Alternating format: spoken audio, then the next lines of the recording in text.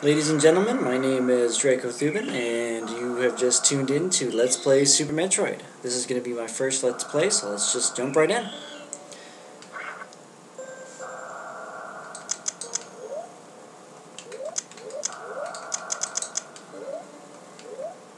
Okay, for those of you who have never played the Metroid series at all, this is going to give you a brief overview of what's been going on in the last couple of games here. And for those of you who do, you can, or for those of you who have played the last couple of games, you can listen to me a little bit. I first played the Super Metroid back when I was in junior high. I loved the game. I played it all the time with my friend over at his house, and it took us a very long time to beat it the first time. Our in-game time at the end of it was 13 hours, but that was a lot of deaths, a lot of backtracking, a lot of saving, and we only made it maybe 60% of item completion throughout the game. I'm going to attempt this run as a 100% run, and I'm trying to do it in under 2 hours. I'll definitely get under 3 hours, so we'll get the best ending, but my goal is under 2. I've done it once before, so we'll see how that works out. I'm going to show you a few tricks. I'm going to try to keep everything as hush-hush as possible. I'm not going to spoil everything for those of you who may not have seen the game before. But I might inadvertently slip in, a thing or two. So forgive me if I do. I'll try to post that there's a spoiler on the episode, so you can just kind of prepare yourself for it. But as soon as I get done with each episode, I'll post them. I don't have any kind of schedule that I'm going to do. I'm going to try to do as many a day as I can, but it's probably going to take, almost 30 episodes to do.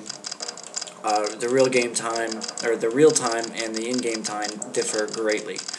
So it's going to take me longer to do this than it's going to actually show in-game because of the doors and things like that don't actually take up in-game time. So, otherwise, let's go ahead and start our adventure into Super Metroid. We're arriving at the space colony Ceres station, and trying to figure out why they called us back, why they sent out a distress call. So, let's see what's going on. Some automatic doors in here, and a nice blue atmosphere, kind of calm, cooling, and dead people. That's not good. And wasn't that where the Metroid was supposed to be? Okay, well, the Metroid's here. Nothing else is here. How did the Metroid get here? Well, let's take it back. Oh! There is Ridley. You should remember him from the original Metroid if you played it. He looks a little different now, but you don't kill him yet. We have to just get taken down to 29 or less health, and he flies off. Now, you can take the time and actually try to avoid him, not get hurt, and shoot him a bunch of times, bring him down to 0 health. All he'll do is he'll drop the Metroid canister for a split second, and then fly off anyway, so no real point to it. It's just kind of cool to see if you can do it. They give you a minute to get out of this place. It's more than enough time. I can goof off and get out of here in a minute. If you're not, adept at this game, you might want to try your best just to run through, but I'm just going through I'm just going through as fast as I can for the game's sake, because I'm trying to do a speedrun here, and I'm not doing a very good job at it this time. Alright. And we escaped.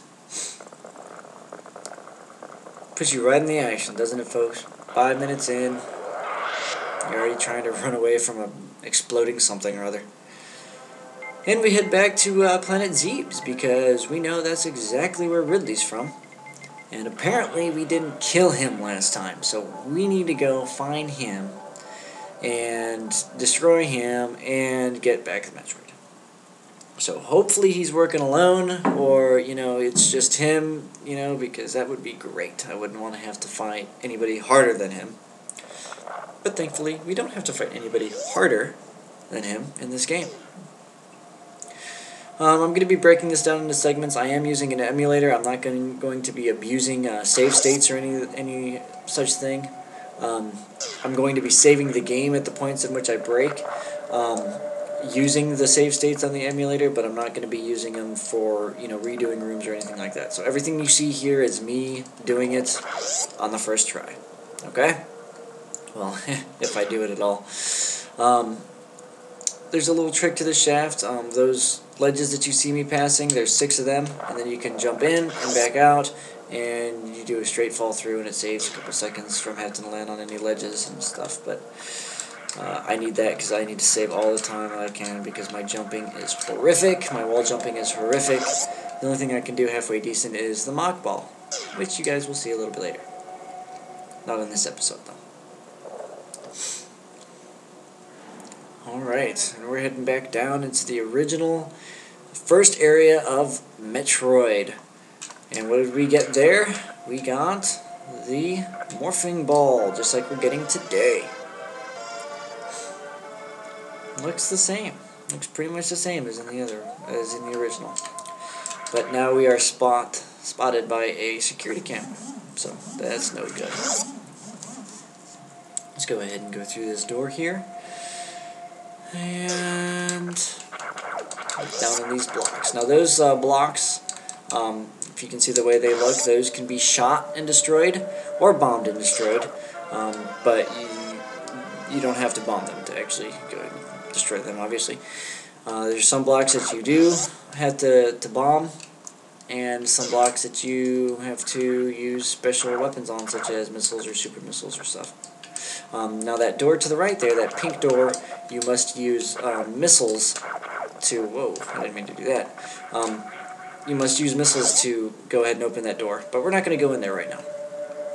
We're going to come back much later in the game when we've got more items and equipment to be able to open that room up to its fullest potential, but not right now. Alright, now that security camera spotted us, so... Looks a little brighter in here now. Things are starting to pick up. And... oh, crap. We've got enemies. Alright, now, good thing to note in this game, if you do not need anything, the enemies will not drop anything. So as you can see, since I am full on life and on missiles, they are not dropping anything for me, and they won't. But as soon as I get hurt, or as soon as I use a missile, they'll begin to start dropping things for me. Okay, I'm going to try to wall jump up this shaft. It's a little bit more difficult than I can make it out,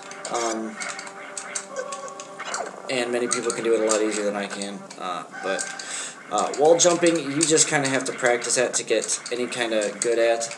There's just a timing involved in it, a real split-second timing.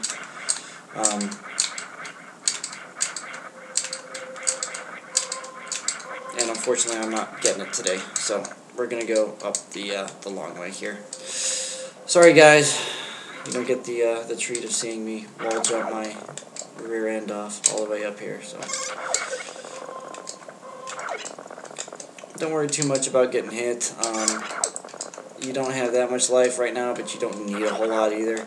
The enemies don't do a whole lot of damage yet. But once you start getting a few energy tanks, then they start hurting, so you need to be a little bit more careful.